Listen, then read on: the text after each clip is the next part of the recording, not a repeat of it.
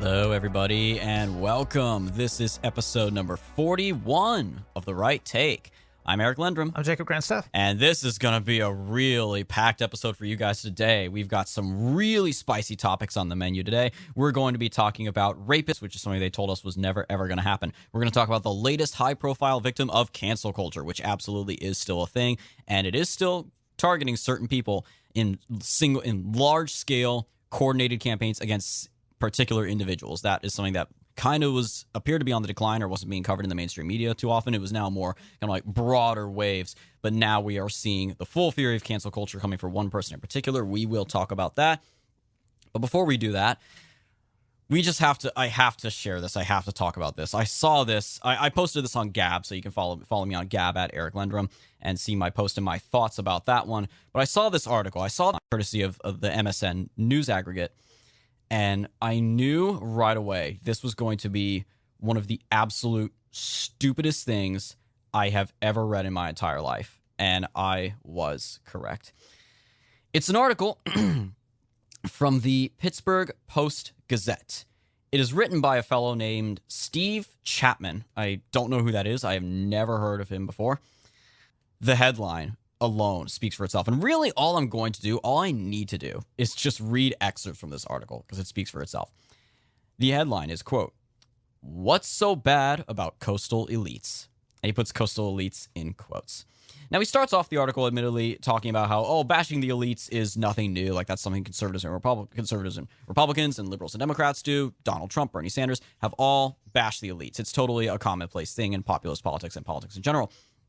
So the first maybe third of the article is him kind of deflecting and saying, this is not, me criticizing the criticism of elites. I'm not puzzled by the attacks on elites, he says, about halfway through the article. He gets to the part where this is just hilarious. Quote, "I'm not puzzled by the attacks on elites. It's the coastal part that mystifies me." Because a lot of people say coastal elites. That's a phrase that's kind of been on the rise since 2016. And again, Bernie Sanders, Tim Ryan, and others, Steve Bannon, Donald Trump, have used that phrase to refer to the coastal elites. Obviously, you have, the deepest blue bastions of the country are California and New York, both on the coast. You have Los Angeles, San Francisco, New York, these big cities, certainly in the Northeast, you have Boston, other big cities that are heavily blue, and they're coastal. And vast majority, especially when it comes to certain industries like entertainment, Hollywood, big tech, they are overwhelmingly from California. So naturally, what you have here, again, for the idea of coastal elitism, they all inhabit the same general area, and they all, as such, they inhabit a bubble, both a physical, geographical, and ideological bubble. But this guy takes away from this that the use of the word coastal is problematic. Quote, "It's the coastal part that mystifies me. For one thing, it often betrays a clanking lack of self-awareness." Clanking, what, like people who are made of robots or something? "Ted Cruz lives in Houston, which is a half-hour drive from the Gulf of Mexico, making it, yes, a coastal city. The Georgia GOP didn't mention that the state has 100 miles abutting the Atlantic Ocean. Come to think of it, many of the states that voted for Donald Trump in 2020 also have endless supplies of salt air. South Carolina, Louisiana, Mississippi, Alabama, and Texas are all coastal states. One of the reddest states of all, Alaska, has nearly 34,000 miles of coastline, which is more than all the lower 48 states combined." End quote. That's part of it. You see where he's going with this? He's unironically doubling down on the idea that when people use the phrase coastal elites, they are talking about just the geographical coast itself. You cannot make this up. It gets worse. It's true that several blue states possess oceanfront property, notably California and New York, but there is no obvious reason to think that their liberal orientation is the fault of the coastline. Being on the ocean by itself doesn't seem to have any predictable effect on voting patterns. End quote. No kidding. No one is saying this, Steve Chapman. No one is arguing that scientific studies show that living by a beach makes you more likely to vote blue. Nobody is saying that. I can't believe he's actually right. These are all actual words that this individual, this grown adult man, typed and said, yes, this is the way to go. Quote, "Those who attack coastal, he puts coastal in quotes, those who attack coastal elites seem to forget that there are plenty of liberals in flyover country. Chicago is a long way from the ocean, but that didn't stop Mr. Trump from regularly lambasting its mayor. Minnesota hasn't voted for a Republican for president since 1972. Colorado, Nevada, and New Mexico, all landlocked, all have Democratic governors and Democratic-controlled legislatures, end quote. I can't believe I'm reading this. The dude is seriously like, actually, there are blue states that don't border any coasts. Checkmate, bigots. Like, is this guy actually serious? There's more. Or maybe, quote, or maybe they just think the elite charge sounds more damning with a modifier attached, even if it doesn't make much sense. But seriously, if being an elite is despicable, is the coastal variety really worse than the intermountain version or the Great Lakes type? End quote. Yeah, yeah. All those dirty elites up in Montana. Those elites living in the Rocky Mountains. Those elites living on the Great Lakes, on the shores of Lake Superior. Yeah, those are the elites we really got to worry about. Those are elites who are problematic, or would be if it weren't for the fact that they literally don't exist. So I'm not sure what this guy's getting at. And again, I got to read just one more excerpt. This is what he ends the article with. This is, like I said, I would mostly just be reading excerpts from this because they speak for themselves. The end of the article reads as follows, quote, "One of our beloved patriotic hymns says, 'God has shed his grace on us,' quote, 'from sea to shining sea.' If you've got a problem with coastal places and people, you've got a problem with America." Oh my God, Jacob, help me out here. He doesn't. I think he knows exactly what people mean when they say coastal elites. He's just being facetious. He's just trying to make fun of the idea, try to pretend like it doesn't exist, because it's an effective counterattack against the actual coastal elites who have a lot more money, a lot more privilege, a lot more political power than the vast majority of Americans. I mean, they are literally the 1%. Exactly. Occupy Wall Street was talking about 10 years ago. But this guy is talking about a coastal elite. So you mean like the Pascagoula, Mississippi elites? You mean the Biloxi elites? Those elites down living in the ghettos of New Orleans? Is that they live on the coast of the Gulf of Mexico? The 1% in Pensacola, Florida, obviously. Right. No, but I'm just like, this guy, I would, if he was actually trolling us, if he was writing this deliberately to troll people and be like, there's no way someone can be this dumb, I might respect that. But no, he clearly, you can tell he is angry when he writes this. These are the furious scribblings of an angry man who doesn't understand the coastal elite thing. And first off, like I said earlier, the coastal elite, obviously they live in both a geographical and ideological bubble. The idea with coastal elites is it technically started with them. They're the ones who first used this pejorative geographical language. They were the ones who came up with the whole idea of flyover country. You know, that phrase you hear all the time. Oh, the states that nobody lives in unless nobody goes to a state like Kansas unless they're stopped for a layover or something. People don't actually live in a state like Oklahoma, do they? They can't comprehend the idea of farms, of rural America, of working class, middle class Americans. They think these are in San Francisco or New York. They think the entire country is just like their little niche, their little area that they occupy that happens to be on the coast. And that's part of it. Certainly, coastal areas are more affluent. Look at Obama. Obama, after his presidency, moved to Martha's Vineyard, one of the most upscale, one of the wealthiest neighborhoods in America, if not the entire world, which is on the coast. That is a part of it. But the fact is that the best way to summarize this article clearly is, quote, I would say this, quote, "What's so bad about coastal elites?" says a coastal elite. Like, this guy clearly, I don't know this guy's background, I don't know what his deal is, but it's quite obvious he's triggered by this, because why else would he write this ridiculous little screed about this whole thing? He clearly just doesn't understand why people dislike him so much. And this reflects the arrogance of the bubble that they live in. They cannot comprehend the idea that the rest of the country isn't like Brooklyn, that the entire country isn't like San Francisco. They can't handle the idea that the rest of the country is not like Beverly Hills.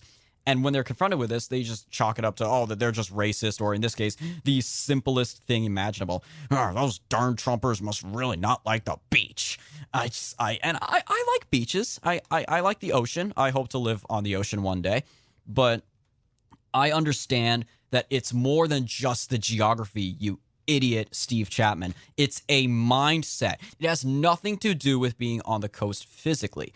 It is a mindset that is bred by being in these areas that are elitist, that are upscale, upper class, that happen to be on the coast. And often what you see is, and we talked about this way back in our episode where we talked about J.D. Vance's Senate candidacy. What they do, especially with these colleges on the coast, is they see an influx of students from middle America, flyover country as you call it, and they leave their hometown, their small little rural towns, whatever, and they go to a big, rich, fancy college.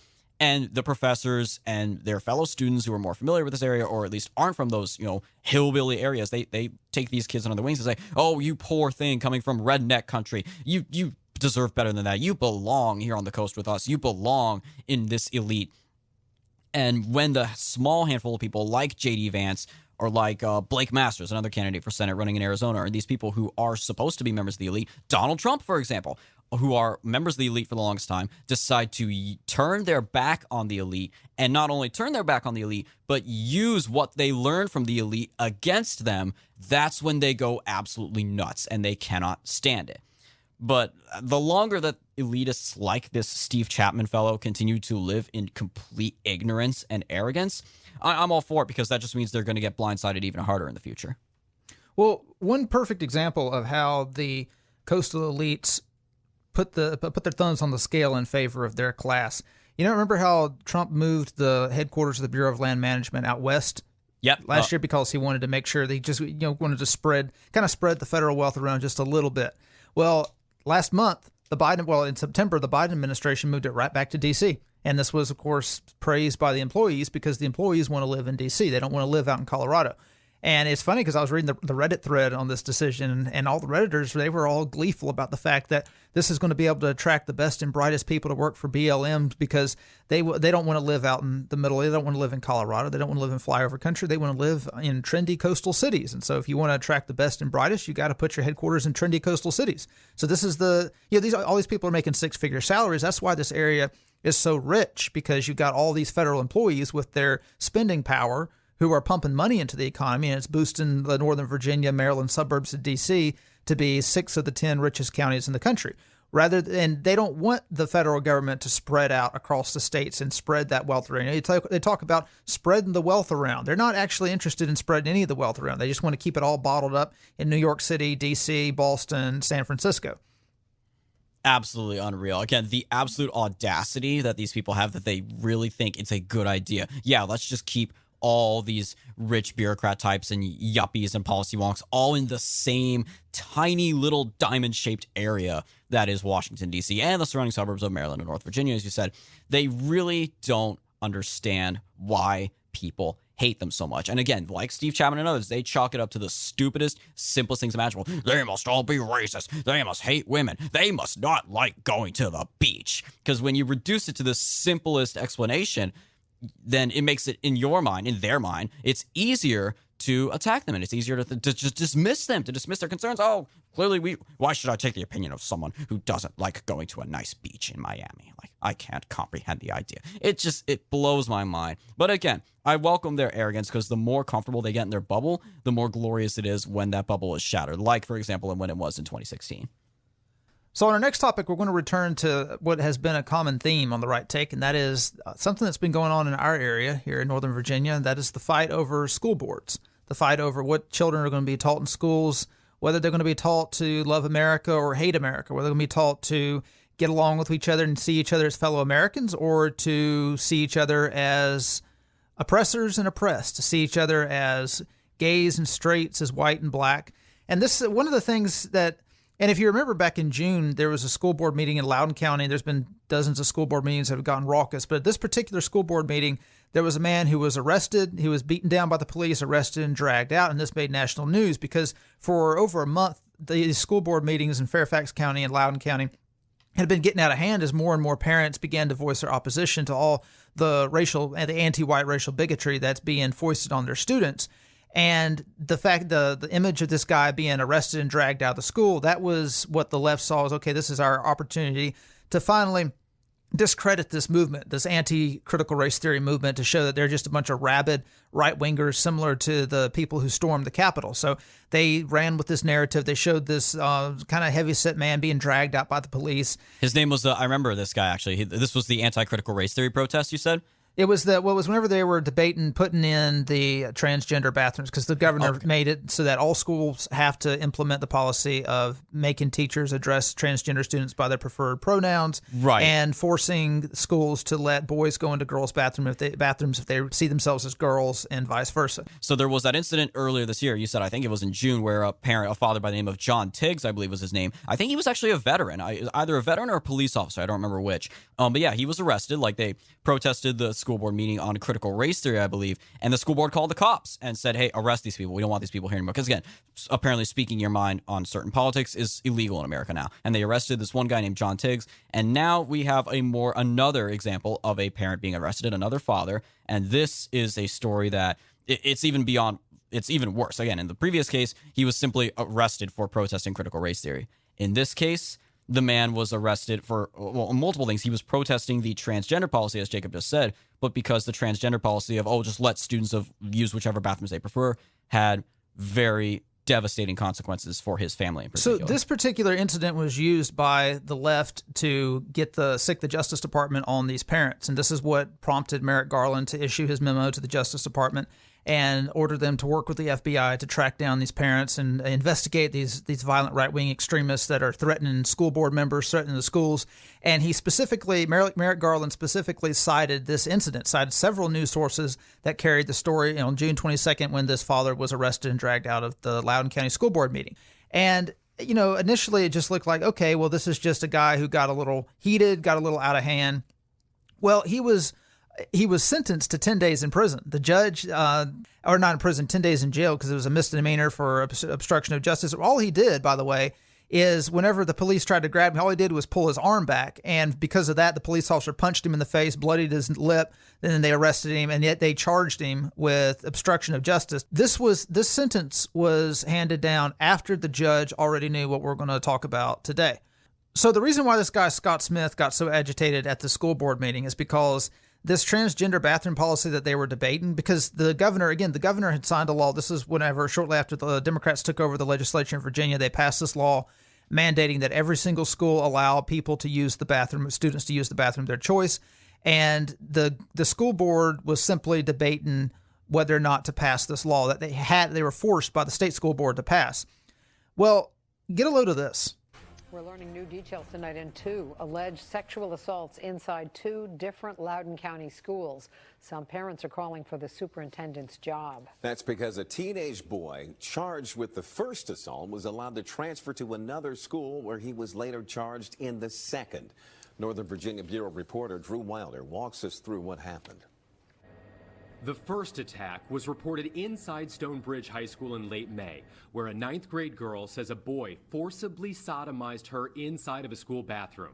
Alicia Brand is talking with News 4 on behalf of the victim's family. And this is a really, really difficult time for them.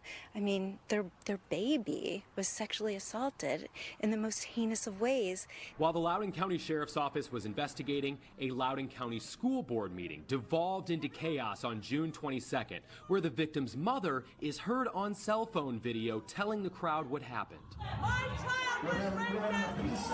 Behind her, the victim's father is being arrested for disorderly conduct and obstruction of justice. The family says they were provoked by other parents. Now fast forward to October 6th. Inside Broad Run High School, another girl reports being sexually assaulted. Prosecutors confirm it was the same boy. And notice what the news report said, by the way, right there, which I hope that Anchor doesn't get canceled for this. He said boy, because the individual, the student in this case, is a boy who identifies as transgender. Yes, exactly. This boy had a skirt on when he went in that bathroom and raped this girl. So he went into the bathroom thinking he was a girl. He goes into the bathroom and sees this girl and decides, you know what? I want to be a boy again. He does what he wants to do with her in the bathroom. And he walks out and decides, okay, I'm going to be a girl again, and walks around with his skirt on.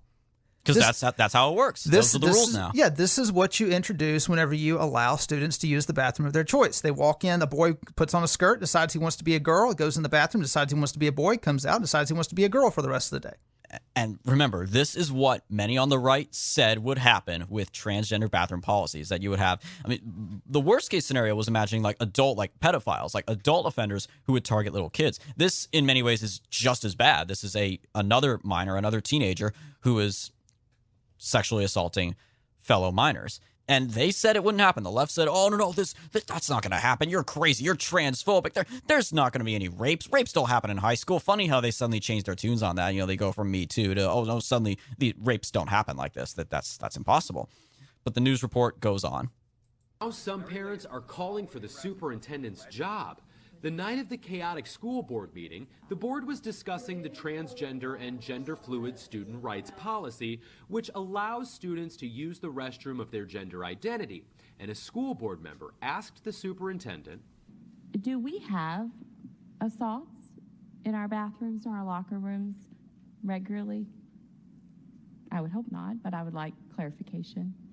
To my knowledge, we don't have any records of assaults occurring in our restrooms. The superintendent told that to the board less than a month after the first attack. His false statement on June 22nd and his failure to keep an alleged assailant out of school are far worse and merit immediate termination. Virginia State Code requires the superintendent be made aware of sexual assaults in schools. In a statement, Loudoun County Public Schools says a public announcement at that time had the potential to identify a juvenile victim.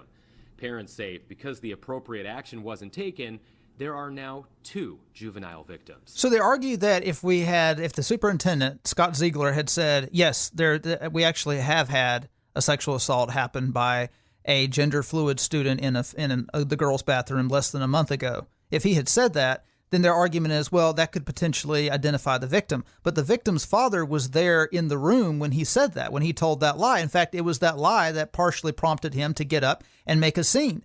And the only reason why he made a scene is because he had, as we're going to hear in the next video, he had sat there and listened to speaker after speaker give the pro-transgender, pro-gender fluid side of the story. And he got up and tried to explain what happened. And this woman shouted him down and said, no, you're lying. That didn't happen. You're making that stuff up. And you can imagine, as a father whose daughter had just been raped a month before, if I had to have someone, some woman wearing a rainbow flag, purple-haired, you feminist, assuming she was female, who probably does not have kids of her own. Yeah, assuming she was actually female. But to hear her say something like that, I mean, you can understand why he would get angry and mad and rowdy. And so then, of course, he's going to get agitated about that. But then for Ziegler to then argue that, well, I couldn't say that this happened because it could potentially identify the victim. Well, the victim's father is there. Like everyone in the community knows who the family was. We know that's not the reason why he lied. He knows he didn't deny lying. He didn't say, well, I didn't know about this. He obviously knew about it. I mean, according to the Virginia Code, he had to have known about it. It's law that he has to find out about this. No, instead, he's arguing that I didn't want to identify the victim. But the real reason is because he didn't want to make the case against transgender bathrooms. He didn't want to make the case against the law that the Virginia legislature passed. Because can you imagine if he said, oh, yeah, we just had a gender fluid student rape a sophomore, or rape a freshman. I believe she was a freshman just a few weeks ago. You can imagine how that would make the case for the side that he's against. It wasn't until after the second victim came forward and became known to the public that the dad actually came forward again, because nobody's really heard much about him since his sentencing. He's now become an example of the left of why the government needs to crack down on these right-wing parents. Well, he finally decided to speak out again whenever the second victim became known, and he sat down for an interview with the local ABC station. And we're going to be playing this on 1.5 speed because it is a lengthy segment. The initial assault, we were notified on the phone that our daughter had been beat up in the girls' bathroom by a male. Nothing about sexual assault. When we arrived at the school, my wife arrived first. They sequestered her into a little office with a guidance counselor. My wife has reported that my wife, my daughter, and the guidance counselor were not allowed to talk about what had happened. They just sat there in silence. And my wife and daughter had to communicate with hand signals and stuff just to figure out what was going on. They wouldn't let me through the front door of the school because I didn't have my ID with me at the time. I think that they obviously knew who I was through the little camera. I think that they should have let me in the door and not had a standoff with me at the front door with an SRO officer. The whole thing was handled poorly. Did they reveal to you that it was a sexual assault, and did they say they would handle it internally and not contact the police? Nobody would reveal that it was a sexual assault that day. No. Did the district ever suggest they wanted to handle it internally and not contact the police? As far as you know? Say that one more time. Did anybody from the school suggest to you, let's handle this internally in the school and not contact the police? It wasn't suggested verbally. It was suggested by their actions. Can you imagine showing up to a school and finding out that your daughter had just been sodomized and wondering why there isn't an ambulance at the school and sheriff's officers? And the funny thing is I thought the sheriff was there at first, right? Because the SRO says sheriff on the front, but it became apparently obvious to me within minutes that he was reporting to the principal, first and foremost. I don't know what goes on behind the scenes, but that's what was appeared to me. And basically when I realized that that sheriff wasn't going to help me, I made such a scene that the principal chose to direct someone in the office to call 911 on me because the parent was out of control. The sheriff's department showed up like a SWAT team and escorted me, my wife, and my daughter off the property. That was the last we heard from them. So a parent wants to report that his daughter has been raped the day it happened, and they call the police on the parent. They call the police on the parent, and they escort the parent and the victim. Both parents and the rape victim off school. They think about that. Because feminism, right, guys? Yeah, right. This little girl has been raped in school. Freshman in high school, probably about like 14 years old, give or take. They don't let her and her mother speak to each other. Did you catch that? They had her and her mother sit in there with the guidance counselor, and they weren't allowed to talk to each other. They had to yeah, you can use your imagination. This poor little girl's got to try to use hand signals to explain to her mother what this monster did to her in this bathroom. And then the dad isn't even allowed to come in and be with his daughter, who has just been raped. They don't even tell the dad that his daughter's been raped. He has to find out from her.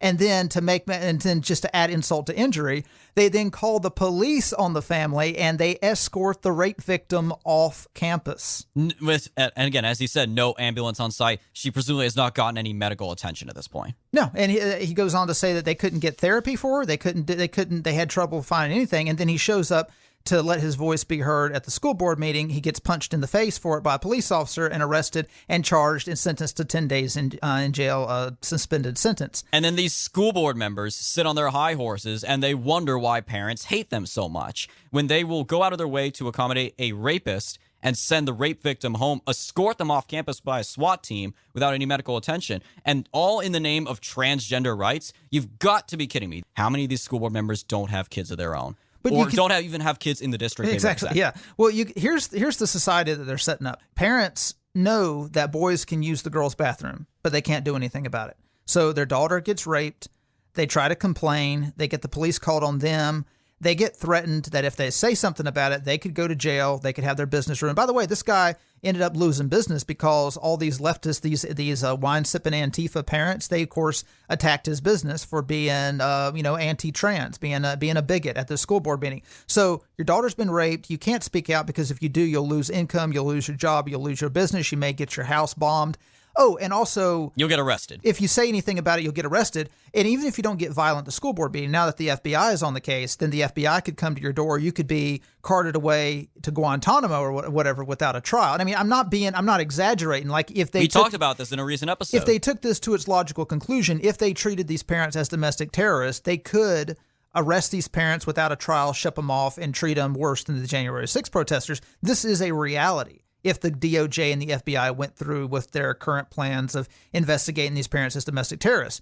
So yeah, we saw it start during the Trump administration when they went after like Roger Stone. They had a SWAT team raid his house at 6 a.m. and all the others, Carter Page, and then up through the January 6th protesters, and now this. It's not exaggeration. And it's on been top gradual. of that, the Stone raid was covered by CNN. So CNN was tipped off that it was going to happen. So you can have a family, these parents whose daughter has been raped. And now you got the news cameras there at their house watching as the FBI raids their house and drags them out in handcuffs and everything. And the woman's yelling, they raped my daughter at school, and everyone's just like, yeah, this is what crazy right wingers think. Because you can imagine at the school board meeting, this woman is saying my daughter was raped in this school, and nobody believes her. Nobody cares. The school board, the superintendent's sitting there, the school board members are sitting there. It's like, okay, that's nice. Yeah, okay, whatever. We have to protect trans students. We must protect trans students. And this is why whenever you see things like Ted Cruz wishing AOC a happy birthday on Twitter, saying things like, and I'll pull up the exact quote. This is recently, she turned 32 years old, so Ted Cruz wanted to go out of his way to wish AOC a happy birthday, who, by the way, AOC supports this transgender stuff 100%. Why does he keep trying to reach across the aisle, metaphorically speaking? This is what Cancun Cruz decided to tweet. Although we disagree on many issues, we are both blessed to live in the land of the free and home of the brave. Happy birthday to AOC. And this is the mentality of so many people on the right. As we live in the greatest country on earth, this is the greatest country in the world. We have freedom in America. No. When stuff like this happens in this country, this is not the greatest nation on earth. We do not have freedom in America as long as stuff like this happens where... Technical correction, half the population has freedom for being on the correct political side. The other half has no freedom. I mean, people who supported the Soviet regime, they had plenty of freedom. Oh, yeah. Their lives weren't impeded at all. They weren't surveilled. They didn't, as long as they pledged allegiance to the regime, they were behind the regime 100%. They didn't complain. They turned a blind eye to atrocities. And this is one of the key things. Here is a key tenet of any dictatorship. An authoritarian regime, an oppressive regime, you can always recognize it by the fact that common everyday people turn a blind eye to oppression and injustice. Mm-hmm. They see something happen. They see the government do something to people, and rather than investigate, rather than look into it, they just look away. Okay, check out the new iPhone. Doesn't affect me. Well, who's playing today? What they just it doesn't affect them, so they don't pay any attention to it. How's that new series on Netflix, Squid Game? I'm gonna watch that. Yes, but no, it's again, I would argue it's more of. It's less, obviously government institutional pressures at work here, but it's also societal pressure. It's also because corporations support it. All of this is at the altar of diversity, whether it's Black Lives Matter or the trannies or what have you. They support diversity, equity, and inclusion. Or realistically, it should be diversity, inclusion, and equity, because then the acronym is DIE, which I think is more appropriate. But again, if you simply pledge allegiance to Black Lives Matter or anarcho-communism like Antifa, you can burn down half the country and not only get away with it, but if you somehow manage to get arrested because you're that stupid, you will be bailed out by the future vice president of the United States, who will support your bail, GoFundMe bail fund. You can do any of these things. You can murder police officers. You can murder civilians, business owners trying to defend their businesses like Captain David Dorn. You can do these things with impunity. You can just the other day, at the Department of Interior, how long have we been hearing about the insurrection of January 6th? Because boomers, took a few selfies in Nancy Pelosi's office. Just the other day at the Department of Interior, a bunch of anti-pipeline lunatics stormed the offices of the Department of Interior in Washington, D.C. and staged a sit-in protest. And they shoved through the police officer who was guarding the door, and they just barged right in. This is a federal building, the headquarters of one of the largest departments in the federal government. And none of them were arrested. None of them got shot like Ashley Babbitt was shot. They can do whatever they want. But if you happen to have a MAGA hat on, then you're going to immediately get shot. But what's interesting about this is not only did the school board deny this happen, did Scott Ziegler deny this happen, but they quietly moved the student to another school.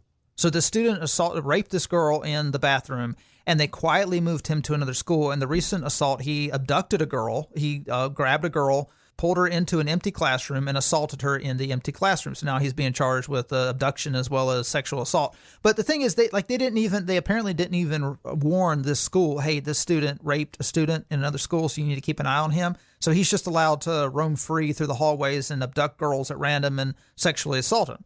So this goes beyond, and this shows the slippery slope when you have people who support something as evil and demented as transgenderism, as gender fluidity. When you have people who support something that goes so far against nature as this, they're going to be morally bankrupt in other areas as well. They're going to sweep rape under the rug. They're going to sweep assault under the rug. They're going to lie. They're going to cheat. They're going to steal. They're going to be untrustworthy because all they care about is themselves and their agenda. Some people like this, I wouldn't put it past them to cover up murder. They would cover up anything. Someone who is so morally degenerate and so morally bankrupt that they would look at the idea that a teenage boy can think, I'm going to be a girl today, and that they would affirm that boy in that stance and let him go use the bathroom in the girl's bathroom when they're that demented, when they're that degenerate.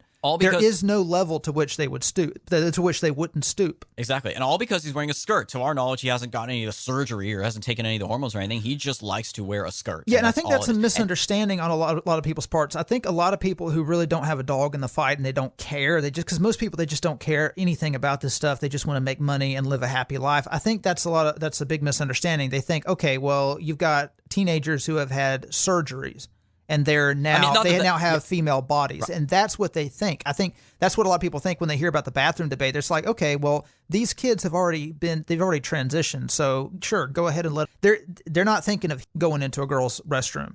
But here, the reason why we're at this stage, here's the thing: most people they don't agree with this. If you sat down, I guarantee you, if you sat down with every single person in Loudoun County, every single voter, and you explained what this bill does. You just explain the facts to them. I guarantee you over 85, 90% of them would be opposed to it. Even in private, even in liberal Loudoun County. But, well, not even in private. Like, they wouldn't dare speak out against it because then they'd be called transphobes. No, I think most people genuinely have not taken the time to understand what this means. Again, I think most of these Democrats, they think it's just a matter of someone who has transitioned being allowed to use the restroom of their body, not the restroom of their choice, because they don't think about this stuff. They're focused on other things in life. They're focused on other political issues. But also there's the partisan divide. A lot of people, they will instinctively, and this is true for Republicans and Democrats, they will instinctively support anything that their political side supports. It doesn't matter if they would normally be against this or for it. Because they're partisans, they don't want the evil Republicans to gain power, so they will support anything that the Democrats propose. But just real quick on this topic, there's 6 reactions people have. There's 6 different reactions people go through, stages that people go through when they're confronted with social or political revolution, which is what our country is going through right now. This is nothing short of a social revolution. The first thing they exhibit is confusion. Let's say they're introduced to something, the idea that gender fluidity. They've never heard that concept before. They don't have a frame of reference to even judge whether that's moral, whether it's immoral, right or wrong. They don't know what it is. They're first confronted with confusion.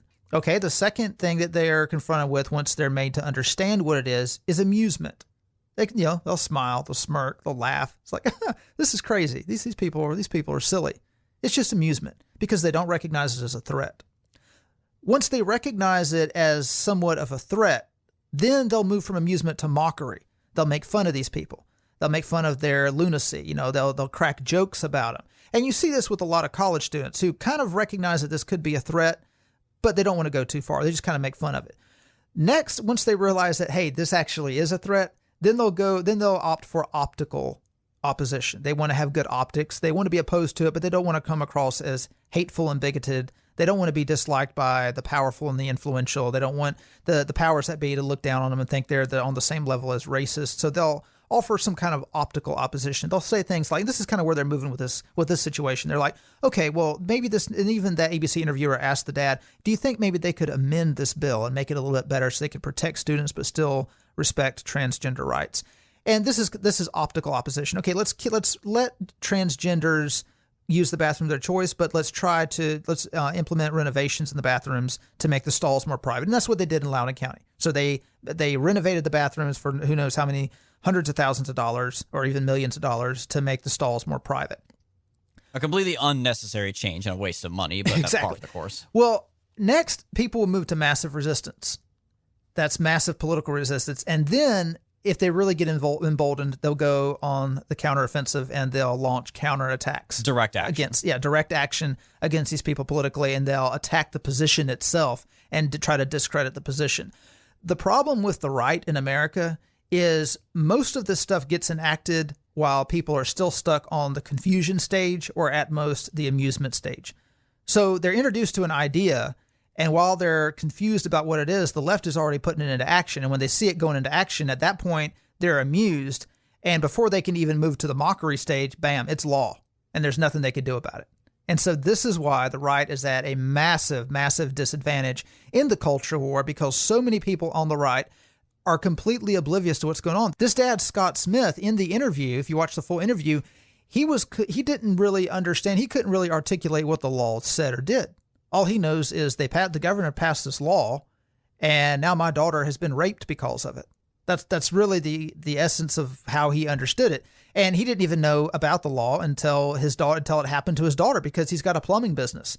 He's focused on taking care of his family. He's focused on making money. He's focused on just being a good American citizen. He's not paying much attention to politics. And this is the way most people on the right are. They don't pay attention to this stuff until it's far too late. They don't pay attention until it affects their own family and it affects their own community. And, stuff like this could have been nipped in the bud years ago.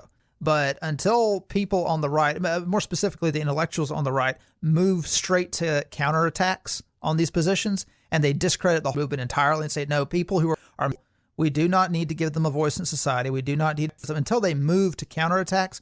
This stuff is going to continue.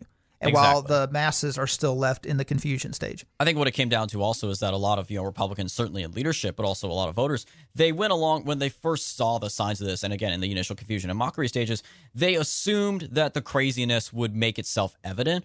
And the silent majority, the sensible common folk would come out and vote against it. Like this is 1968 or 1980, which if the difference being is, I think, as you said, a lot of people would be against it if they knew what it was. The problem is the media is so dishonest. They're going to run for it. They're going to cover it. Big tech, social media, the mainstream media, they are going to continue saying, oh, this is all about just, ending oppression for these tiny oppressed minorities. And they're going to completely bury the story. The media, of course, is barely covering this story now.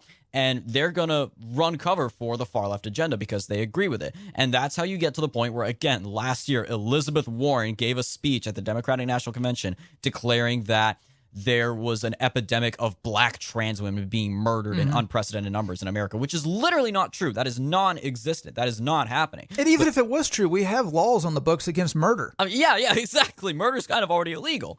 But again, they want to keep creating new minority classes and going higher and higher up the minority pyramid for the smallest possible minority, in this case, transgenders. And as the Dave Chappelle kerfuffle with the Netflix special proves at this point, it's kind of the left is now at a crossroads with having to choose between which minority do they really want to prioritize. Do they want to prioritize African Americans or trannies? We'll have to wait and see. The jury is still out on that one. Well, the Republican Party also bears a lot of blame for this because in the current media environment, you can't expect right-wing media, even if they did their job, they're so outgunned by mainstream leftist media that supports the whole LGBTQIA agenda that the only way for people to actually find out about this stuff is if Republican politicians make it a campaign issue, because that's the only way that you can really force the media to focus on the right-wing viewpoint. Because if you get out and talk to Democrats, most Democrats, they don't know what conservatives believe about on issues.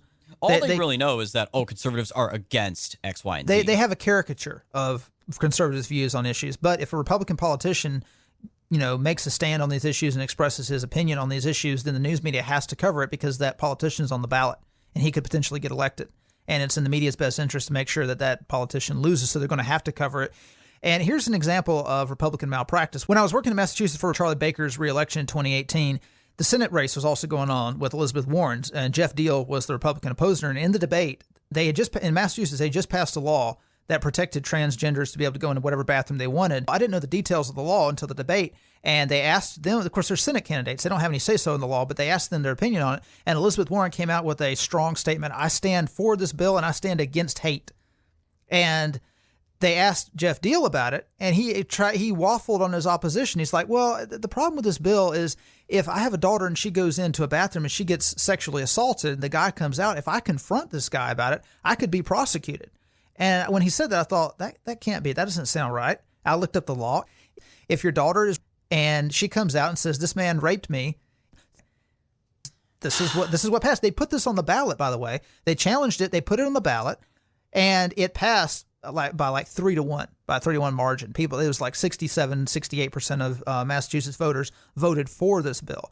And the reason why it passed by that kind of margin is because you would have to be a legal scholar to understand the amendment. I was working with somebody on the campaign, and they called me and they said, hey, I'm at the polling booth, I'm at the voting booth right now, and I don't understand this Amendment 3. I don't understand the wording of it.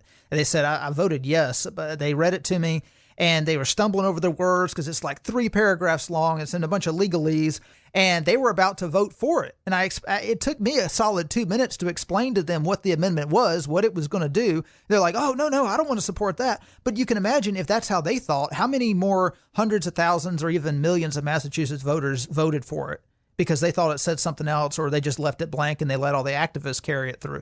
But this is what happens in these situations. You have a bunch of legal scholars who write things in legalese that common people don't know what they mean. They use terms that people have never heard of. So they just zoom out and they vote and they forget about it and they go watch football. And then stuff like this happens, and then a dad can be. But every Republican in Massachusetts should have forgot about fiscal conservatism and only focused on this. And they should have only focused on this to this day until that law gets repealed. But it's partly the fault of the Republican Party. They're caring more about the short-term victory rather than the long-term victory. They're caring more about winning the battle, on November 6th or November 2nd rather than winning the long-term war. So for the main topic, as I hinted at in the intro, cancel culture, guys. It's such a fun phenomenon, isn't it? It has claimed countless lives, countless careers, countless legacies, people who have just been ruined by this. And again, more recently, it had been just a broader, wide-scale attack on multiple lower-level people, business owners, people who spoke out against BLM, people who weren't really high-profile. It had been a while since we had seen a canceling or maybe like a Me Too style targeting of a single individual of a prominent stature in the celebrity world or what have you.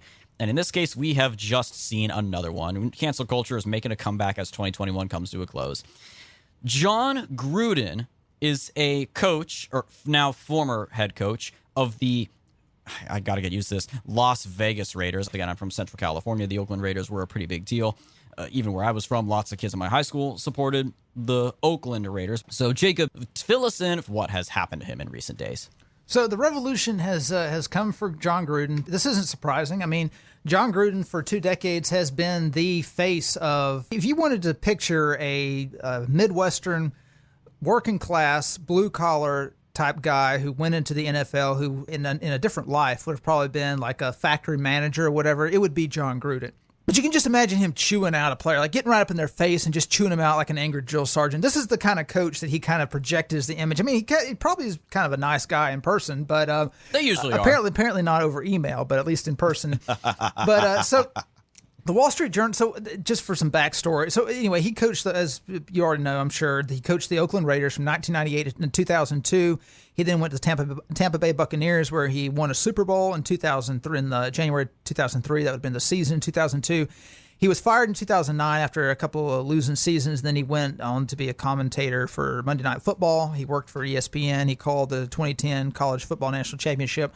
And then he got rehired with the Las Vegas Raiders in 2018 for a 10-year, $100 million contract. So he's been around forever. His brother, Jay Gruden, was also a coach. Just some backstory on these emails. The Washington Redskins, they allegedly had a lot of really toxic work culture where women were not really sexually assaulted, but were demeaned and were hit on and stuff by their superiors, by their male superiors. So they've been pouring over hundreds of thousands of emails to try to find out what exactly happened. They fined the Washington football team for $10 million this past summer. And in that trove of emails were a bunch of emails that Jon Gruden, in his communication with the Washington Redskins president at the time, Bruce Allen. And the Wall Street Journal broke this story on October 8th. And then the New York Times, and Jon Gruden, he apologized, and then he coached last Sunday. And then the New York Times followed up on Monday, on October 11th, since apparently he wasn't going to get fired over the Wall Street Journal article. So they're like, okay, we got to finish this guy off. I got to say real quick, what is it with the Wall Street Journal? They're supposed to be like one of the few like decent center-right publications, like one of the reliable major newspapers in the country, and yet every now and then they'll just suddenly get this bizarre fixation with these hit pieces, these witch hunts against conservative or celebrities who happen to have a slightly conservative bent, whether it's the YouTuber PewDiePie or whether it's Jon Gruden in this case. What is it? Are we supposed to trust the Wall Street Journal? It's the Wall Street Journal for a reason. Like they support Wall Street. They don't support America's culture. They don't support tradition. They support Wall Street. I guess it's New York Post or bust at this point. So anyway, on October 11th, the New York Times decided to try to finish him off. And the initial story was kind of we're fixing to get into it, but it was like it made him out to be a racist against black people. That didn't get him fired. And then the initial emails that the New York Times ran, it made him out to be a homophobe, and that forced him to resign. So it's funny because Shannon Sharp was going off on this situation. He's like, he didn't get fired. He wasn't forced to resign because he's anti-black. He was forced to resign because he's anti-gay. He was just going off all upset about it. But again, that's just like in the Dave Chappelle special. You know, he literally said, "I got to censor it here," but he in his special he says, "Yo, in America, you can kill a black man, but you better not hurt a gay person's feelings." Yeah, exactly. That's the way it is. That's what these black grievance culture elites are starting to realize. So some of the stuff that it ended up coming out in the New York Times that he had said in these emails. And keep in mind, these emails stretch from 2011 to 2018, and it's out of a trove of 650,000 emails. So when you think about everything that you said over a 7-year period, if these cancel culture hall monitors were to go over every single thing that you wrote from 2011 to 2018, imagine what they could dig up on you. I mean, on anybody. I mean, over the course of 7 years, you can always point to something and accuse them of being insensitive and get them fired from their job. But, I mean, just to show how based Jon Gruden is, I mean, we would be remiss if we didn't go over some of this stuff. Some of this stuff is just absolutely golden. Like, this is some good stuff right here. So, in addition to the alleged racist remark he made, he denounced the drafting of a gay player and the tolerance of players protesting during the playing of the national anthem. So he told Bruce Allen that while he was working for ESPN on for Monday Night Football, he said that NFL Commissioner Roger Goodell was in a clueless anti-football. He said that Goodell should not have pressured Jeff Fisher, and who was then the coach of the St. Louis Rams, to draft a reference to Michael Sam, a gay player chosen by the team in 2014. This is actual locker room talk. Like, this is not the stuff that Trump was doing on a tarmac. This is like what a bunch of roided up athletes and their coaches are going to be talking about when a bunch of dudes in a locker room, they're totally going to be talking about, like, the girls that they dated the other night, like stuff like that. Yeah, literally locker room talk. It's just it's something that happens. If you could find locker room talk like this on literally anybody in the NFL, and they would all be canceled. Everybody would be gone. There would be nobody left. But when you think about it, he's not wrong that Roger Goodell is trying to the NFL, because when you got to think about the culture that Jon Gruden made his marks in the early 2000s, that decade. That was the decade that spawned comedies like 21-22 Jump Street. Yes. That was the decade that produced, I mean, basically the meathead football player who goes in the locker room and talks crap with his football buddies and makes some of the most obscene jokes imaginable, and then walks out of the locker room and is a perfect gentleman to his girlfriend. That was the image of the American football player and the American football coach. You talk some of the dirtiest trash you can possibly imagine in the locker room. You get it out of your system. That just doesn't fly in the culture of effeminate little skinny jean soy boys they're trying to turn the NFL over to and into. The kind of guys that Gillette wants us to be. Yeah, exactly. So Gruden also criticized Barack Obama during his re-election campaign in 2012, as well as then Vice President Joe Biden, whom Gruden called a, quote, nervous, clueless... Even more relevant today. But he also wanted to see Eric Reid fired for kneeling with Colin Kaepernick and supporting Colin Kaepernick's kneeling. I just think that these people don't understand. The NFL fans, they're with Jon Gruden on this stuff. Oh, yeah. Another thing he was accused of, he was criticizing women referees. He made a joke about the fact that they're introducing women referees. We don't want to see women referees. We don't want to see play football. We don't want to see players kneel during our national anthem. We don't want to see any of this stuff. We don't want to see the NFL, America's pastime. We don't want any of these changes, but we don't have a voice because we don't have the billions. Like, the NFL is a multi-billion-dollar franchise run by the top 1% to 5%. What they say goes. There's nothing we can do about it. It's just like with the Washington Redskins. FedEx literally held a gun to the organization's head and said, "You're going to change this name or we're pulling out." And what are you going to do? Are you going to pass around the hat and say, "Hey, we need $5 donations to build a new stadium"? No, you bend the knee, you do what they tell you to do if you want a football team. And it's not a democracy, so you can't vote them out either. Because that's where they want to go. They want to move to where corporate execs and CEOs, they have the same power as legislators. They have the same power as the president, as congressmen, and they can decide, they can shape culture, they can shape politics. And somebody like Gruden, who's an old school NFL coach, he kind of gets in the way of that. And so bringing him down, I mean, I'm sure whoever shared these emails with the Wall Street Journal and the New York Times, they saw Gruden as a threat. His continued, because what's interesting is since this happened, they've tried to get negative comments from his former teammates or from his former players, former coaches that worked with him, because 70% of the NFL is black. So there you figure, okay, well, they're trying to make it out that he made fun of a black man's appearance. So surely they can get, after last year, they can get a whole bunch of black players and former coaches to come out against him. That really hasn't been the case, because remember, this came out on Friday.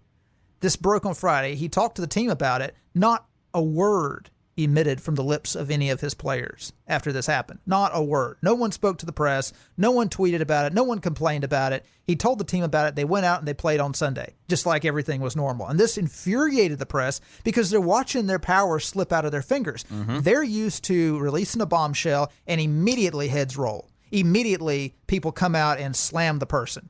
Now, maybe at this time last year, if this had come out then, you would have seen players be a little bit more vocal. But for the most part, the only people that have really knocked Gruden have been former players, and even some of their comments don't have anything to do with what he wrote in his emails. It's just been criticizing his style of coaching. It's like they already had a bone to pick with Gruden because of his style of coaching or whatever. And so they're just using this as an excuse to air their football grievances. But as far as this stuff, it's funny. They asked the owner to comment on it, and he snarkily told him, well, ask the NFL. They have all the answers. He wasn't even interested in running Gruden through the mud. So I see that as kind of an encouraging sign. And even a lot of former players who played on his team in recent years. One guy, he studies personality traits, like 16 different. He's a kind of a nerd. He said, yeah, Gruden's the kind of person who's impulsive, so I could see him writing something without thinking about it. And they asked him, well, you think he's racist or you think he's misogynistic? No, I don't think he's racist or misogynistic. And so it just kind of blows up their narrative when they can't get players to universally and coaches to universally dump on him like this. So it just shows that the media, they're seeing their power slowly slip out of their fingers. And that's why they're going through convulsions right now, because they're wanting to make this, what they're really wanting to do is they want to bring the NFL down, or at least make it more woke. And they want to see this as like a domino effect, and it's just not happening. Like Gruden, apparently, he quietly resigned, and he didn't, issue any kind of major apology for being white, didn't issue a major apology and say that he needs to take counseling and learn from this or anything. He just simply resigned, said, I don't want to be a distraction. And again, the guy was probably faced with a choice. You either resign and you'll take a, nice little severance package, or you can be fired and you'll take a less nice severance package. So I see this as kind of an encouraging sign that there is no pile on Gruden. And at the end of the day, Gruden walked out without really backtracking on any of this stuff. He didn't apologize. He didn't apologize for any of it. Like any of the comments called Roger Goodell. He mentioned that his former boss at Tampa Bay, the vice president of the Tampa Bay Buccaneers, because I think that's one of the reasons why he ended up being removed from the Ring of Honor with the Buccaneers, where he won the Super Bowl. Not because of anything else he said, but because he insulted the vice president there. But yeah, it's just kind of funny because the media, they're seeing their power of cancel culture slowly slip out of their grasp.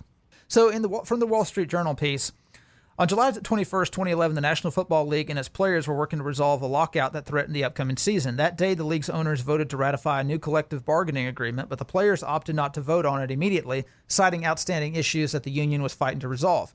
That same day, Jon Gruden sent an email about DeMaurice Smith, the executive director of the NFL Players Association, to a team executive. Gruden's email described Smith with a racist trope common in anti-black imagery. Quote, DeMaurice Smith has lips the size of Michelin tires. I go to look at his Wikipedia page, and the weird thing is on Wikipedia, there's this weird thing where you hover over a name that links to a Wikipedia page, and it pops up a little preview window, right? And usually it's it includes a picture if there's a picture at the head of the article. And this might be a formatting issue. This might be because I am using Safari, which I am aware is not like a cool kids browser, but it's weirdly incorrectly formatted. So when I hover over the picture of the link to this guy's name, DeMaurice Smith, his Wikipedia article, it's zoomed in on the lower half of his face. I can't unsee that now. I'm sorry. Oh, my God. So anyway, Gruden was a broadcaster. Gruden was a broadcaster for ESPN at the time. He sent the email to Bruce Allen, who was then the president of the franchise, now called the Washington Football Team. And it's funny. They won't even, we know what the Redskins were called before they stopped being the Redskins. But the Wall Street Journal is so politically correct that they won't even say who was the president of the then Washington Redskins. Instead, they say the franchise now called the Washington Football Team. I mean, we've moved post-insanity at this point when even the Wall Street Journal is being this PC.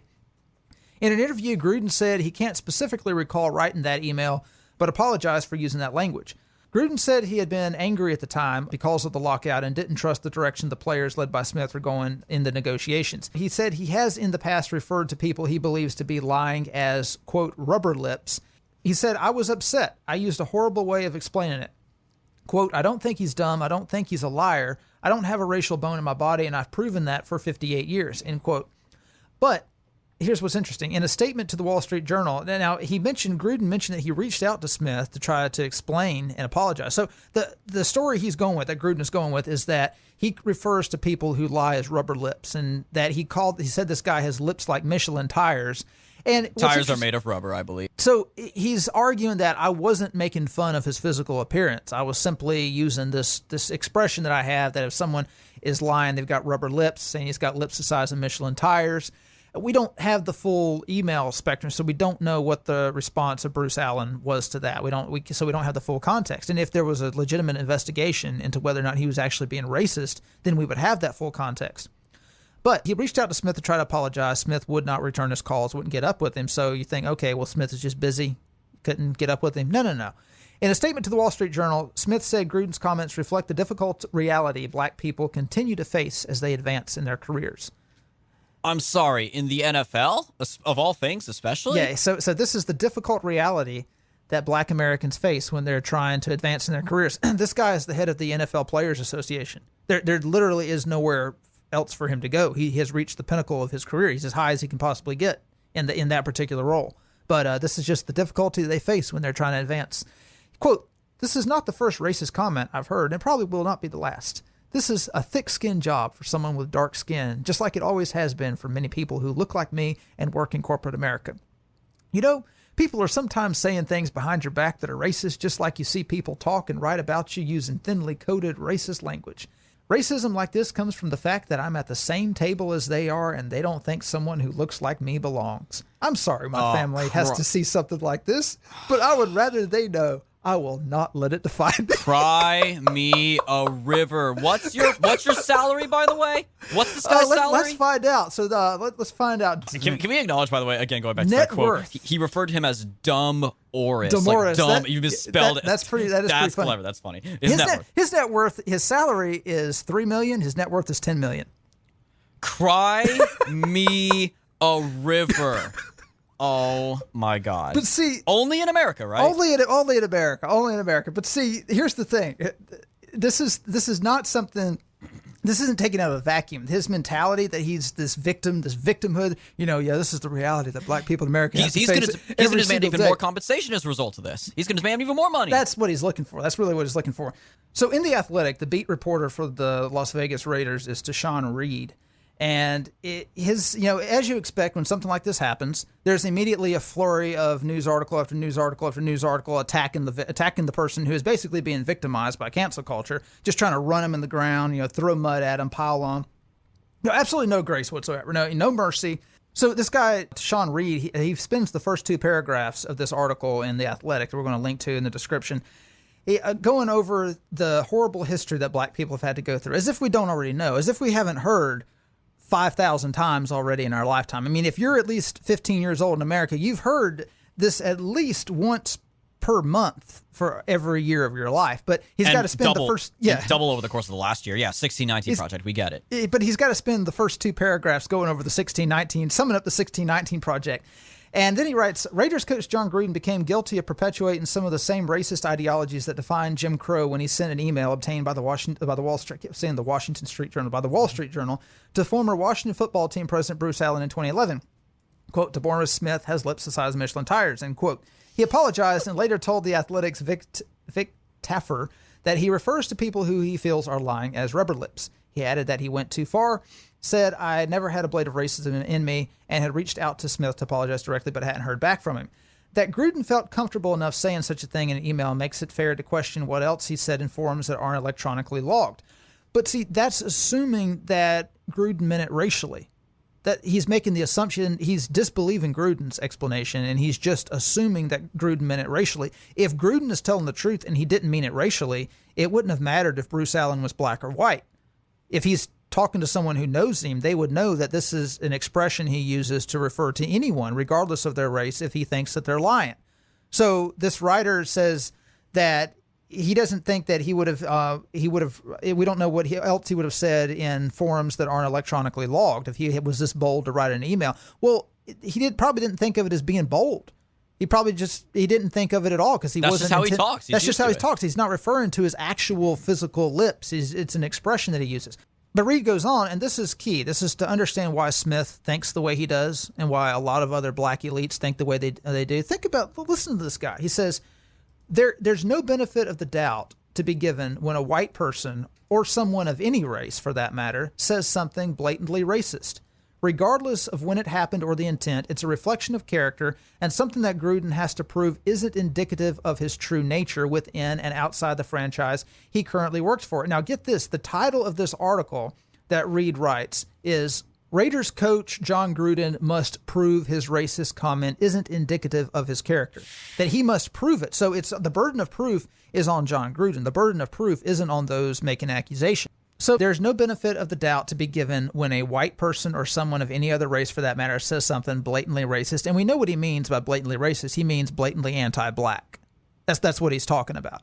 So there's no benefit of the doubt given when a white person says something that is construed to be anti-black. So if I say, I don't know, let's say I ask a black friend, hey, would you like to go eat at KFC? Someone says, oh, that's racist. You're being racist. I'm like, no, I'm not. Yes, you are. No, I'm not. No, okay, prove it. Like, wait a minute. You're the one accusing me of being racist. You prove it. Like, I don't have to prove it. I'm simply asking if he wants to go get lunch at KFC. Guilty until proven innocent, right? This is the thing. Because I'm white, then according to this guy, then I would have to prove that what I said was not racist. So think about that. You go through life, every little thing you say, if someone else thinks if it's construed as insensitive, you then have to spend your precious time and energy on this earth proving that you're not a racist. And it's the exact opposite of our legal tradition of innocent until proven guilty. It's guilty until proven innocent. And not to chase a rabbit here, not to get off on too far of a tangent, but people who reject America's white heritage and America's historical Anglo-Saxon traditions and America's historic founding in the 18th century, people who completely reject the English common law and the English cultural framework that this nation was founded on, they don't have any reason to accept the legal framework either. And this is why critical legal theory preceded critical race theory, because all of those laws, including the concept of innocent until proven guilty, it was created by white people, specifically white men, for white men. When they created the concept of innocent until proven guilty, all they've got to say is, look, women weren't allowed to vote.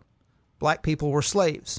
So, we didn't have any other groups here. Being gay was outlawed. So obviously the concept of innocent until proven guilty was created by white men for white men. And if you still believe in that, then you're upholding white supremacy. So let's completely get rid of the whole innocent until proven guilty white supremacist framework, and let's create a new framework, one that takes into account the historical suffering of non-white men, and that automatically assumes white men are guilty of racism and misogyny and homophobia, and that if they're accused of such, the burden of proof is now on them to prove that they're not that. And this is the idea behind that. This is where they want to go with all of this stuff.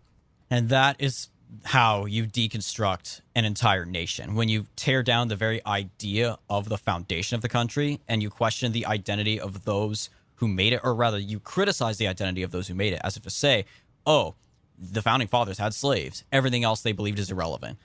Because that's the closest thing we have to a unifying force in America since it's kind of decisively stopped being a decisively Christian nation. There was the idea of this civil religion in the United States around the founding fathers, the Declaration of Independence, the Revolutionary War, the Constitution, all these things. When you bring that into question, one thing that people could agree on across religious lines, then there is nothing left. There is nothing left to unify us as a country with a clear national identity. That is the very core, the essence of their efforts to deconstruct the United States of America as we once knew it, as we knew it for over 200 years.